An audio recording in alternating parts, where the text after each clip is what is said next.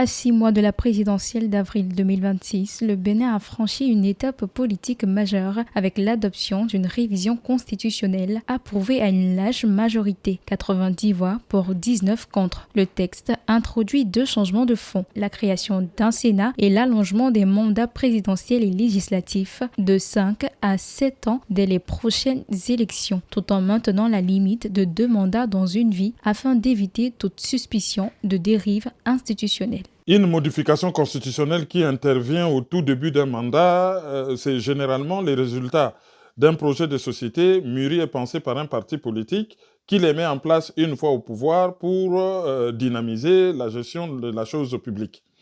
Mais lorsque cette modification constitutionnelle intervient vers la fin d'un mandat, généralement, c'est une mesure électoraliste qui a pour objectif d'assurer les arrières du pouvoir sortant et puis de lui garantir un avenir sous un ossature constitutionnelle bien déterminé par rapport aux objectifs que ces partis s'est fixés. Sur le terrain politique, cette réforme intervient alors que les lignes se dessinent pour l'échéance électorale à venir. Romuald Wadani, actuel ministre des Finances et dauphin désigné de Patrice Talon, affrontera Paul Wangpé de FCBE. En revanche, la candidature de Reno Agbodjo, présentée par les démocrates de Thomas Boni Yayi, a été rejetée faute de parrainage, réduisant le paysage politique à 2 principaux prétendants.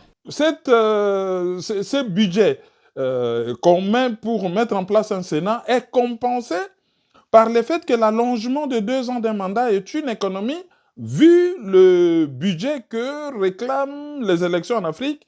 2 ans de plus pour tous les mandats électifs, c'est 2 ans d'économie budgétaire par rapport à l'organisation des élections, et cela, par compensation, peut expliquer ou peut justifier les montants que l'on met en place pour la création d'un Sénat. Le passage au septennat pour le président et les députés suscite désormais de vifs débats au sein de la population qui s'interroge sur les effets concrets de cette réforme sur la gouvernance. Avant d'entrer en vigueur, le texte doit encore passer l'examen de la Cour constitutionnelle, ultime étape avant sa promulgation, alors qu'une nouvelle phase politique s'ouvre pour le pays.